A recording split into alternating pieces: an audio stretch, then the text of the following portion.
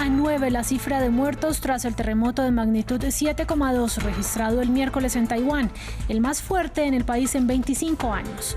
La alerta de tsunami en Japón y Filipinas fue levantada, mientras las autoridades intentan rescatar a las personas atrapadas bajo los escombros.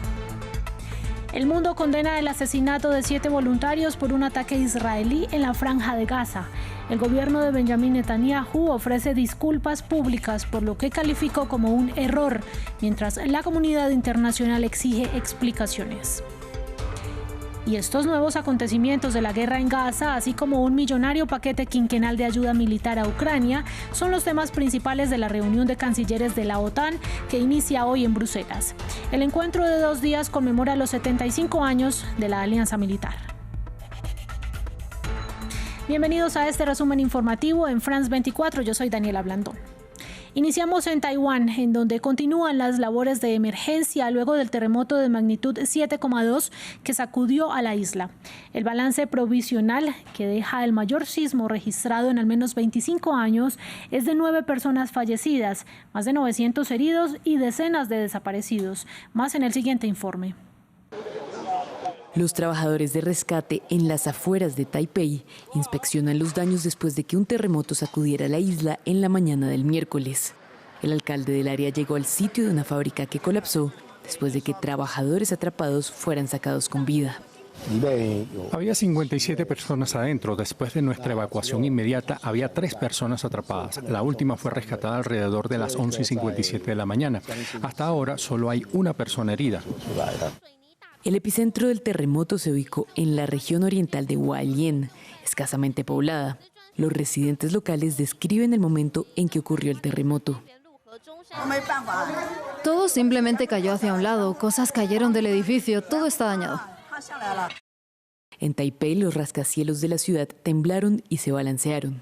El operador ferroviario nacional de Taiwán dijo que no se había reportado ningún daño, aunque los servicios se retrasaron mientras se realizaban inspecciones. Las autoridades de la isla destacaron la importancia de la información precisa para asegurar la tranquilidad de los residentes. En este momento en el que hay muchas réplicas, el gobierno debe garantizar la precisión de la información y proporcionar asistencia oportuna a las personas necesitadas para que las personas puedan sentirse tranquilas y seguras. Los habitantes de Taiwán están acostumbrados a terremotos frecuentes, pero el del miércoles fue el más poderoso en golpear a la isla en 25 años. El terremoto se sintió en el sureste de China, mientras que las advertencias de tsunami emitidas para el sur de Japón y Filipinas fueron levantadas. Y entre tanto, crece la condena internacional por el asesinato de 7 miembros de la ONG World Central Kitchen a manos del ejército israelí.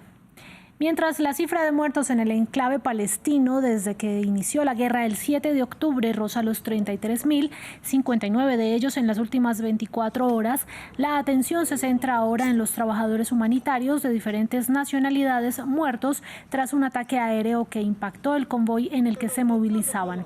El jefe de la diplomacia europea, Josep Borrell, que se sumó a los llamados a investigar el hecho, y el primer ministro polaco, Donald Tusk, puso en duda la solidaridad que ha mostrado hacia Israel en medio de lo que llamó ira comprensible de sus ciudadanos. El jefe del ejército israelí se disculpó y aseguró que el ataque fue un grave error.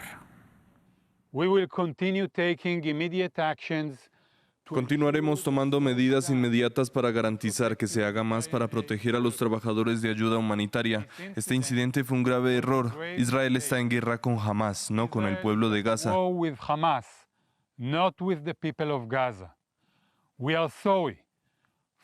Lamentamos el daño involuntario a los miembros de World Central Kitchen. Compartimos el dolor de sus familias, así como de toda la organización desde el fondo de nuestro corazón.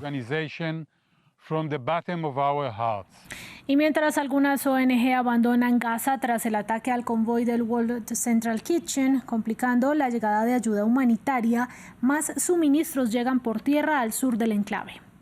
Este miércoles, varios camiones que transportaban ayuda humanitaria cruzaron la frontera hacia Rafah, en el sur de Gaza. Los mismos hicieron sonar sus bocinas mientras una multitud se apresuró a saludar su llegada.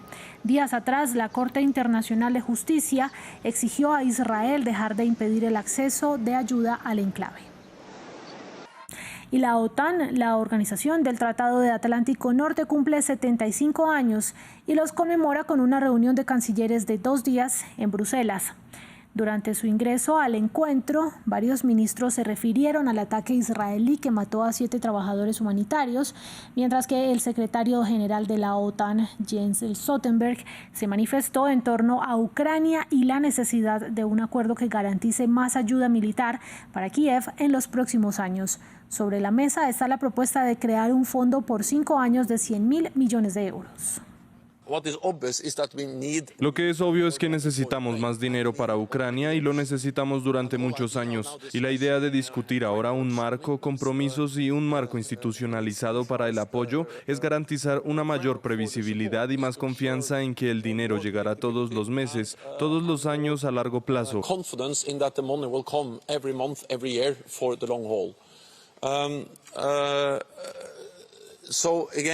Nuevamente no voy a entrar en detalles, no habrá una decisión final en la reunión de hoy y mañana. Con suerte avanzaremos hacia un consenso y luego tendremos un acuerdo en vigor para la cumbre. Seguimos en Europa, pero cambiamos de tema. En España, el expresidente de la Federación de Fútbol, Luis Rubiales, fue retenido brevemente por las autoridades a su regreso al país. Rubiales, quien regresaba de un viaje a República Dominicana, fue informado de su situación judicial para luego ser puesto en libertad. El exejecutivo es investigado por cargos de presunta corrupción. Los detalles con nuestra corresponsal en Madrid, Marina Colorado. No era el regreso que esperaba Luis Rubiales tras un viaje de negocios a República Dominicana. En cuanto su avión aterrizó en el aeropuerto de Madrid en la mañana del miércoles, el expresidente de la Federación Española de Fútbol fue recibido por la Guardia Civil y trasladado a dependencias policiales en el aeropuerto, donde ha sido interrogado sobre lo que se investiga en la llamada Operación Brody, corrupción en los negocios y administración desleal. Esto en relación a la celebración de la Supercopa de España en Arabia Saudita y también por supuestos contratos irregulares en unas reformas en el estadio de fútbol de La Cartuja, en la ciudad española de Sevilla, donde juega a menudo la selección española de fútbol y donde este mismo sábado 6 de abril, día en el que estaba prevista la vuelta de Luis Rubiales a España, se celebra la final de la Copa del Rey entre el Athletic de Bilbao y el Mallorca. Tras casi 2 horas de interrogatorio, Luis Rubiales ha sido finalmente puesto en libertad a la espera de que sea citado a declarar por la jueza del caso, Delia Rodrigo, como ya lo hicieron hace 2 semanas otras 7 personas relacionadas con este caso. Recordemos que el pasado 20 de marzo fueron registradas en el marco de esta investigación la sede de la Federación Española de Fútbol en Madrid, así como el domicilio de Luis Rubiales en Granada, al sur de España. Además, este lunes fue registrado también el lugar donde se alojaba el expresidente de la Federación en República Dominicana y ahí le fueron confiscados sus dispositivos móviles. Y las noticias del continente africano vienen de Senegal, en donde el primer movimiento del nuevo presidente Bassirou Diomaye Faye fue nombrar al ex líder de la oposición, Ousmane Sonko, como su primer ministro. Aunque se le prohibió postularse como candidato presidencial en las más recientes elecciones, Sonko ha conseguido un puesto clave en la administración de este país africano. Veamos más en el siguiente informe. Aunque permaneciera en silencio, el ex líder de la oposición, Ousmane Sonko, fue el centro de la atención en la ceremonia de juramentación del nuevo presidente de Senegal, Bassirou Diomaye Faye. Como a Sonko se le había prohibido postularse en las elecciones del mes pasado, su cercano aliado Faye fue ampliamente visto como su representante. De hecho, pocas horas después de que Faye asumiera el cargo, nombró a Sonko como su primer ministro. En la reunión que cerró nuestra campaña electoral dije que todos estábamos trabajando para que el presidente Bassirou Diomaye Faye fuera elegido. Que nous travaillerons tous a hacer elegir el presidente Bassirou Diomaye Faye. No hay duda de que no lo dejaremos solo con esta responsabilidad. Sonko quedó en tercer lugar en las elecciones presidenciales de 2019 y es popular entre los jóvenes. Pasó gran parte del último año en prisión antes de ser liberado el mes pasado. Sonko se convirtió en una figura clave en la intensa campaña de su segundo al mando para abordar la corrupción en un país con graves dificultades económicas. Les presento a mi hermano pequeño, mi amigo, que es el candidato de todos nosotros, Bassirou Diomaye Faye. Ahora en el poder, los dos hombres tendrán que satisfacer las inmensas expectativas del pueblo senegalés. Faye se ha comprometido a restaurar la soberanía nacional mediante la renegociación de contratos internacionales para la extracción de combustibles fósiles. También ha prometido crear más empleo en un país donde el 20% de la población está desempleada.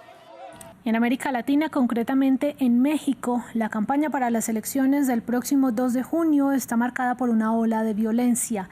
Las autoridades afirman que hay 15 asesinatos a candidatos desde octubre de 2023, una cifra que no comparten los observatorios especializados. Marta Moya tiene los detalles. Campaña electoral manchada de sangre. México se encamina hacia la cita con las urnas más importante de su historia, mientras la violencia política repunta. Según el ejecutivo de Andrés Manuel López Obrador, hay al menos 15 candidatos a la elección popular asesinados desde octubre de 2023 y se han recibido más de 100 solicitudes de protección de aspirantes a representantes públicos. Estamos comprometidos con la protección de candidatos de los distintos puestos de elección popular. Por eso hay un trabajo, un plan para protegerlos y para tener presencia de la Guardia Nacional en aquellas zonas donde existe una problemática de inseguridad. Las cifras oficiales difieren con las de organizaciones y observatorios especializados. Algunos de ellos cifran en casi el doble las muertes violentas de candidatos electorales. Nosotros documentamos este tipo de violencia específicamente desde una metodología en donde identificamos o buscamos identificar en la medida de lo posible los perpetradores. Pues nos interesa tener una reflexión sobre y una documentación sobre quiénes están intentando influenciar en el contexto electoral. El más reciente asesinato fue el de la aspirante a la alcaldía de Celaya, la tercera ciudad del estado de Guanajuato, baleada el lunes mientras presentaba precisamente sus propuestas en materia de seguridad. Según la consultora mexicana Integralia, los estados más propensos a la violencia política en estos comicios son Guerrero, Jalisco, Colima, Michoacán, Morelos y Chiapas. Tanto en esos territorios como en el resto del país, 97 millones de mexicanos están llamados a votar el 2 de junio para renovar más de 20.000 cargos públicos, federales, estatales y locales. Vamos a cerrar este informativo en Colombia, en donde la Procuraduría General abrió un proceso contra los policías que inspeccionaron el hotel en Medellín, en el que un ciudadano estadounidense presuntamente abusó sexualmente de 2 niñas. La alcaldía de la ciudad suspendió temporalmente el funcionamiento del hotel y restringió la prostitución en 2 zonas de Medellín, así como el horario de funcionamiento de los bares. Pero ciudadanos consideran que esto no es suficiente para atender una problemática social que va en aumento. Samuel Salgado nos cuenta más. Continúa la investigación por el presunto abuso sexual de 2 menores de edad en Medellín por parte de un turista estadounidense. Timothy Alan Livingston, quien fue encontrado con 2 menores de 12 y 13 años de edad en su habitación, retenido inicialmente y dejado en libertad sin la debida judicialización. La Procuraduría General abrió un proceso disciplinario contra los miembros de la policía que acudieron al lugar en la madrugada del 27 de marzo por irregularidades en el caso. La principal, dejar en libertad al ciudadano estadounidense implicado en el presunto abuso sexual, quien salió del país luego de lo ocurrido. Las 2 niñas presuntamente abusadas podrían ser víctimas de una red de trata de personas. No vivían con sus padres y dependían económicamente de terceros. Se suspende temporalmente la demanda o solicitud. En respuesta, el alcalde de Medellín suspendió la prostitución por 6 meses en los 2 barrios donde se concentran más turistas extranjeros, El Poblado y Provenza. Pero para los habitantes de la ciudad, esta no es una medida suficiente. Estas niñas son prácticamente vulneradas en todos sus derechos y las políticas de Estado tampoco ayudan, que digamos, no ayudan mucho. Vea, este señor gringo vino, violentó las normas y se fue tranquilamente y no pasó nada. La prostitución en Colombia no está prohibida, pero los mandatarios locales pueden suspenderla si amenaza el orden público. El concepto de turismo sexual ya es común en estas calles del Parque Lleras. En Medellín, uno de los principales destinos turísticos y la segunda ciudad más grande de Colombia, la prostitución se ha popularizado, así como la sexualización de su población. El auge del turismo, con más de 5 millones de visitantes al país caribeño en 2023, 23% más que en 2022, no solo ha fortalecido a la economía, también ha traído consigo grandes retos y problemas. Así finalizamos este informativo. Quédense con nosotros.